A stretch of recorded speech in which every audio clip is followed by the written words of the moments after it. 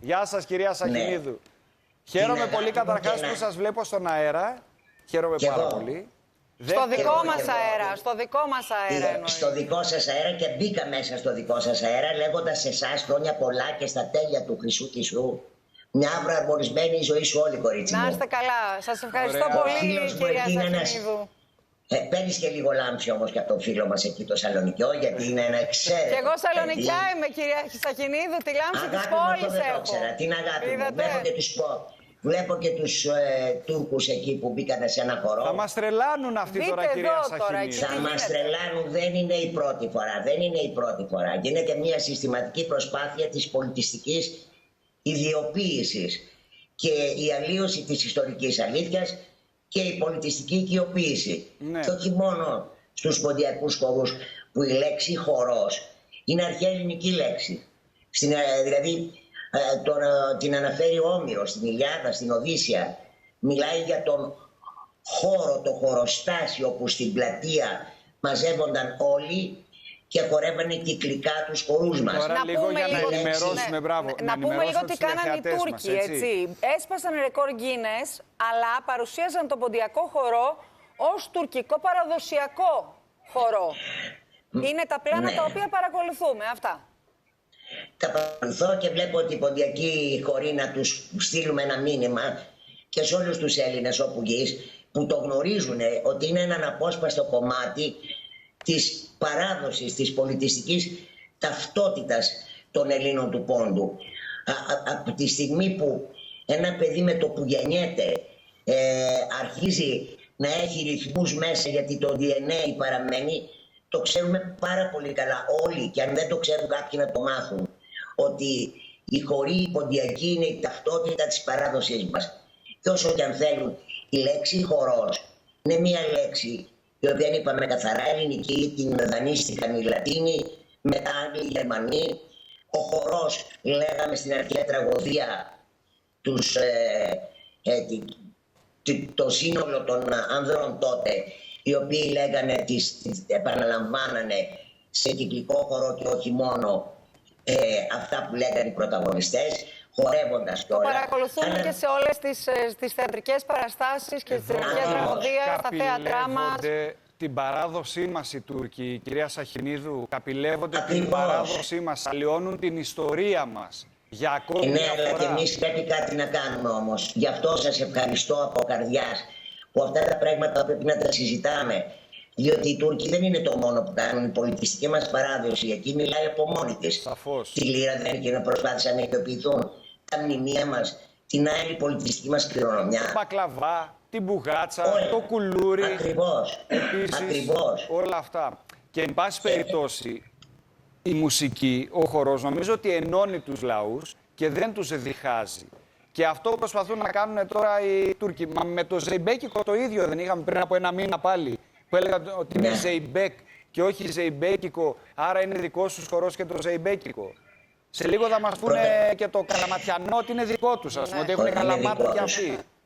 Ναι, αν σιωπούμε εμείς, είναι ικανοί να φτάσουν μέχρι εκεί, διότι όλα ξεκινάνε, θα το πω για μια ακόμα φορά, μια και μου δίνεται το βήμα, ότι όταν μπαίνει ατιμόρυτη η Τουρκία για το έγκλημα που έχει διαπράξει, και αυτό είναι ένα χρέος της διεθνούς κοινότητας, η αναγνώριση της γενοκτονίας, θα εξακολουθεί να έχει τις ίδιες πολιτικές. Ναι. Δηλαδή το γνωρίζουμε εμείς οι άνθρωποι που ασχολούμεθα με τον οργανωμένο ποντιακό χώρο. Θα απαντήσουμε με κάποιον τρόπο, θα ετοιμάσετε τίποτα εκεί στη Θεσσαλονίκη ή σε πανελλαδικό επίπεδο, κυρία Σαχινίδου? Ναι, να πω, Γιώργο, ότι εμείς καθημερινά οι σύλλογοι μας, όχι μόνο στην Ελλάδα αλλά και στο εξωτερικό, δίνουν την απάντησή τους με τα πανηγύρια τα λαϊκά, με τους χορούς που διοργανώνουν. Δηλαδή το να στείλουμε μία επιστολή που θα το κάνουμε και αυτό δεν αλλάζει κάτι. Οι άνθρωποι έχουν αυτή την μέθοδο να προσπαθούν να αλλοιώνουν την ιστορική αλήθεια και να οικειοποιούνται την πολιτιστική μας ταυτότητα. Εμείς δεν έχουμε τίποτα με το λαό. Στο καράντενις, όπως λένε αυτοί στη Μαύρη Θάλασσα, ξέρουμε πάρα πολύ καλά ότι υπάρχουν δικοί μας κοντόφωνοι μουσουλμάνοι. Βεβαίως. Και πηγαίνουν πολλοί δικοί μας και χορεύουν στα πανηγύρια που γίνονται πάνω στα βουνά και είναι όμορφο, αλλά όχι να το οικειοποιείσαι και να λες είναι δικό μου. Όχι. Μπάστα. Όλα έχουν ένα όριο. Κυρία Σαγγενίδου, ευχαριστούμε πολύ. Και εγώ σας ευχαριστώ. Γιώργο, σας αγαπάμε. Σας αγαπάει όλη η Ελλάδα. Είστε μια χαρούμενη νότα. Ευχαριστώ πολύ, καλά, κυρία Με τα χαμόγελά σας. Να είστε Είναι καλά. αγάπη μου και καλό καλοκαίρι. Αμήν, και αμήν. ο πόντος ζει. Ο πόντος ζει. Τίποτα δεν μπορούν να μας κλέψουν. Γιατί την κρατάμε την παράδοσή μας ως φυλακτό στην καρδιά μας.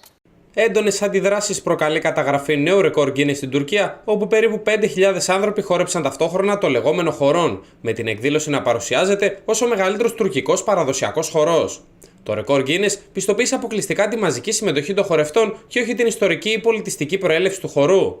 Ωστόσο, η διατύπωση ότι πρόκειται για τουρκικό παραδοσιακό χορό προκάλεσε έντονες αντιδράσεις, καθώς ο χορόν συνδέεται άμεσα με τον ποντιακό χορό γνωστό ως χορόν ή σέρα. Για τον ποντιακό ελληνισμό, η σέρα αποτελεί εμβληματικό χορό ταυτότητας, με βαθιές ιστορικές ρίζες στο Πόντο και ισχυρή σύνδεση με την ποντιακή λύρα, τη συλλογική μνήμη και σύμφωνα με την παράδοση, τον αρχαίο πυρήχιο. Αυτή η προσπάθεια εκτουρκισμού των χωρών μας δεν αποτελεί μεμονωμένο περιστατικό, αλλά συνέχεια μιας ανίερης πολιτιστικής και πολιτισμικής γενοκτονίας. Η πολιτεία οφείλει να σταματήσει να τηρεί παθητική στάση. Απαιτούμε από τα Υπουργεία Εξωτερικών Πολιτισμού και Τουρισμού να αναλάβουν άμεσα δράση και να καταγγείλουν διεθνώς αυτή την καπηλεία. Δεν θα επιτρέψουμε να μετατραπεί η ιστορία μας σε τουρκικό τουριστικό προϊόν.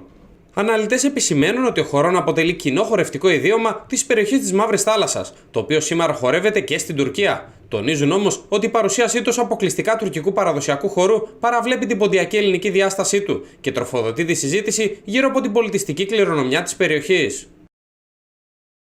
Λοιπόν, Νίκο, μείνε μαζί μας γιατί θα καλωσορίσουμε τώρα τον κύριο Παντελή Καραλευθέρη.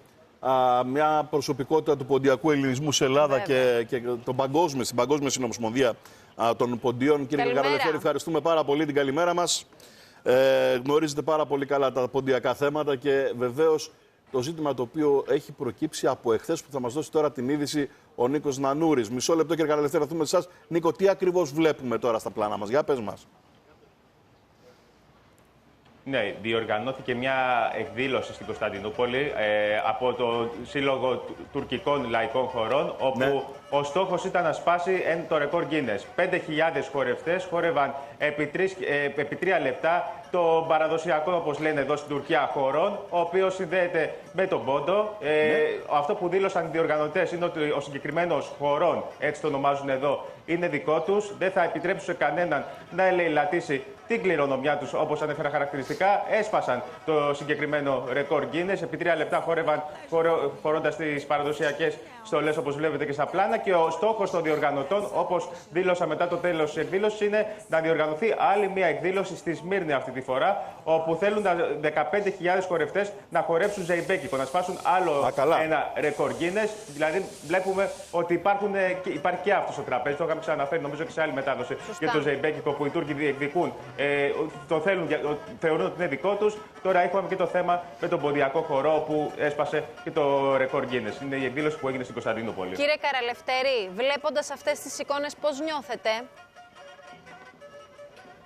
Έχουμε συνηθίσει αυτές τις εικόνες εδώ και πολλά χρόνια. Δεν είναι κάτι καινούριο. Καλημέρα σας. Ευχαριστώ για την πρόσκληση. Ως πρώην μέλος της Παγκόσμιας Ομοσπονδίας των Ποντιακών Σωματείων και της Παποντιακής Ομοσπονδίας Ελλάδος, εγώ να σας πω ότι χρόνια και εδώ και στην Τουρκία που έχουμε ταξιδέψει πάμπολες φορές, τελευταία αυτό απαγορεύεται σε πολλά στελέχη της Παποντιακής Ομοσπονδίας Ελλάδος, έχουμε συνηθίσει σε αυτές τις εικόνες. Είναι η διαρκής αέναη προσπάθεια του τουρκικού βαθέως κράτους να τουρκοποιήσει τον πολιτισμό των αυτόχρονων λαών της Μικράς Ασίας, κυρίως των Ελλήνων, διότι έχουν ιδιαίτερα πολιτισμικά στοιχεία που φέρουν από την αρχαιότητα. Κοιτάξτε όμως να δείτε, όσοι άνθρωποι και αν χορεύουν αυτούς τους χορούς, και όσο περισσότεροι γίνονται, τόσο περισσότερο σιγά σιγά θα καταλαβαίνουν ότι χορεύουν ένα χορό, ο οποίος ονομάζεται ακριβώς έτσι, χορόν. Δεν υπάρχει στην τουρκική λέξη, στην τουρκική διάλεκτο η λέξη αυτή, είναι ελληνικότατη. Ναι. Όσες φορές και αν μπουν στην Αγία Σοφιά που είναι τζαμί, στο τέλος θα ανακαλύπτουν κάτω από τα υφάσματα που σκέπασαν τις χριστιανικές εικόνες ότι είναι μια χριστιανική εκκλησία. Είναι η κατάρα της ιστορίας ενάντια σε αυτούς που θέλουν να τουρκοποιήσουν κάθε στοιχείο πολιτισμού. Σε συνέχεια του διαρκούς εξισλαμισμού όλων των λαών της Μικράς Ασίας εδώ και 3-4 αιώνες. Κύριε Καραλευτέρη, δεν μας φοβίζει. Ναι, χορεύουν έναν αρχαίο ελληνικό χορό, θέλω να σας πω. Αν δεν κάνω λάθος, ο χορών, όπως το λένε, είναι παραφράζουν το τικ, έτσι, είναι έτσι, που χορεύουμε εμείς εδώ. Ο χορός αυτός είναι ένας χορός τρομακτός, στη βάση των στρωβημάτων του τικ. Είναι ένας τρομακτός χορός, είναι η βάση του πυρίχιου χορού Σέρα που χορεύουμε εδώ στην Ελλάδα, ναι. Έτσι τον ονομάζουμε. Είναι ο χορός που πολλάκις έχετε δει, τελευταία τον έχετε δει πολύ θεαματικά και στο Σύνταγμα τη 19η Μαΐου. Εκεί όμως το χορεύουν λίγο παραφθαρμένα. Δεν κάνουν κακό, ας τον χορεύουν. Είναι οι λαοί της Μαύρης Θάλασσας που χόρευαν όλους αυτούς τους λαούς, άσχετα αν αυτοί όλοι οι χοροί προέρχονται από τους Έλληνες του Πόντου. Τους χόρευαν όλοι και τους χόρευαν αντάμα και με πολύ μεγάλη αγάπη. Δυστυχώς τα τελευταία χρόνια το τουρκικό κράτος που γνωρίζει ότι οι Τούρκοι δεν έχουν πολιτισμό προσπαθεί να δημιουργήσει νέο πολιτισμό. Το κάνει βέβαια με κάκιστο τρόπο, με ένα kids folklore. Το βλέπετε ότι δεν έχει στοιχεία πολιτισμικά καλά. Και είναι μια κακή μίμηση των τεράστιων χωρών που κάνει η Παμποντιακή Ομοσπονδία Ελλάδος αλλά και όλες οι παγκόσμιες ποντιακές ομοσπονδίες ανά τον κόσμο. Έχετε δει τους μεγάλους χορούς που κάνουμε για την νεολαία, που εμείς δεν τους κάνουμε για να κερδίσουμε ένα βραβείο Guinness. Είναι αστείο. Εμείς κάνουμε για να μοιήσουμε τους νεολαίους στην κουλτούρα μας, στον πολιτισμό μας και σιγά σιγά οι νέοι αυτοί συνεχίζουν την τεράστια προσπάθεια που ξεκινήσαμε πριν από δεκαετίες. Λέτε κάτι πολύ σημαντικό, κύριε Καραλευτέρη. Τους χορούς αυτούς τους χορεύαμε όλοι. Το θέμα είναι η πρόθεση. Κοιτάξτε να δείτε, η πρόθεσή τους είναι γνωστή. Τις προηγούμενες δεκαετίες προσπάθησαν να αλλοιώσουν την ελληνικότητα των χωρών παρουσιάζοντας αυτούς τους χορούς ως χορούς της Μαύρης Θάλασσας. Καρά Ντενίζ χοροί τους ονόμαζαν. Αυτό κάνανε, σωστά. Προσπαθούσαν με αυτόν τον τρόπο. Όταν αυτό κατάλαβαν ότι πάντοτε παραπέμπει στους αρχαίους λαούς της Μαύρης Θάλασσας, κυρίως τους Έλληνες, προσπάθησαν σιγά σιγά να τους δώσουν ένα πιο εθνικό χρώμα. Τους ονόμασαν τουρκικούς χορούς. Όπως και να το κάνουν, σας επαναλαμβάνω, η κατάρα της ιστορίας για τους Τούρκους θα επιστρέφει. Οι Τούρκοι, αν δεν απολογηθούν για τη γενοκτονία, τη φυσική αλλά και την πολιτιστική που έχουν κάνει στους λαούς της Μικράς Ασίας, δεν θα ησυχάσουν. Θα επιστρέφει ο πολιτισμός, θα επιστρέφει μέσα από το χορό, μέσα από το φαγητό, μέσα από τη θρησκεία, μέσα από τα σύμβολα και θα τους θυμίζει ότι αυτή η Χερσόνησος έχει ελληνικό πολιτισμό. Υπέροχος, κύριε Καραλευτέρη, ευχαριστούμε πάρα πολύ. Νίκο Ραννούρη, την καλημέρα μας στους Ρωμίους της πόλης, την καλημέρα μας. Να είστε καλά. Καλημέρα. Να είστε καλά, καλημέρα.